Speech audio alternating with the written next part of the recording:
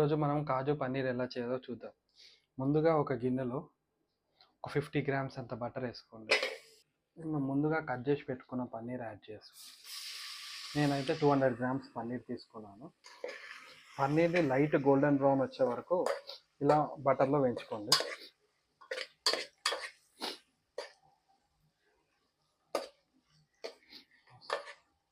ఇలా light golden brown వచ్చాక వేరే ప్లేట్లోకి ట్రాన్స్ఫర్ చేసుకో. ఇప్పుడు అదే బటర్లో కాజు కూడా వేసుకొని ఫ్రై చేసుకో. గోల్డెన్ బ్రౌన్ వచ్చే వరకు కాజును కూడా వేయించుకోండి. కాజు గోల్డెన్ బ్రౌన్ అయినాక ఇలా ఒక పక్కకు ప్లేట్లో తీసి పెట్టి అదే గిన్నెలో 2 టేబుల్ స్పూన్స్ ఆఫ్ ఆయిల్ వేసుకోండి. ఈ గరం మసాలాలో ఆయిల్ వేసుకోండి. 5 లవంగాలు, 4 ఇలాచీలు, 2 దాల్చిన చెక్క, ఒక బిర్యానీ ఆకు, 4 పచ్చిమిర్చి దీంట్లో వేయాలి. ఒక కప్పు ఆనియన్స్ వేసుకోండి. నేను 2 ఉల్లిపాయలు తీసుకోండి. ఒక చెంచాన్నర అల్లం ఎల్లిగడ్డ పేస్ట్ వేసుకోండి. చెంచా మీద కొద్దిగంత. ఒక 2 టేబుల్ స్పూన్ సాల్ట్ వేసుకోండి. ఇంకా 2 టేబుల్ స్పూన్ కారం వేసుకోండి. 1 టేబుల్ స్పూన్ జీలకర్ర పొడి వేసుకోండి. 2 టేబుల్ స్పూన్ ధనియాల పొడి వేసుకోండి. తర్వాత దీన్ని మంచిగా మిక్స్ చేసుకోండి. చూసారా ఎలా వస్తుందో కలర్? ఇలా కలర్ రావాలి.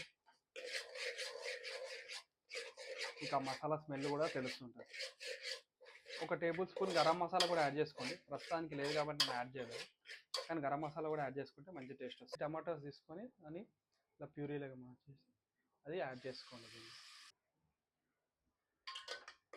ఇలా ఆయిల్ పైకి వచ్చినాక మంచిగా ఉడికినాక 2 టేబుల్ స్పూన్ ఆఫ్ గీ వేసుకోండి.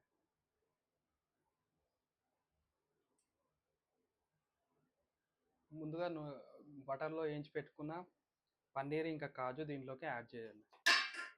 ఈ గ్రేవీలోకి యాడ్ చేసుకొని మంచిగా మిక్స్ చేసుకోండి. ఫ్రెష్ క్రీమ్ కూడా యాడ్ చేయొచ్చు, ప్రస్తుతానికి నేను యాడ్ చేస్తాను. లాస్ట్కి గార్నిషింగ్కి కొత్తిమీర యాడ్ చేసుకోండి. కొత్తిమీర వేసి ఇలా కలుపుకోండి. ఇది రోటీ, చపాతీ, నాన్స్లో మస్తు టేస్ట్ ఉంటుంది. రైస్తో తినొచ్చు మనం. ఖతర్నాక్ ఉంది.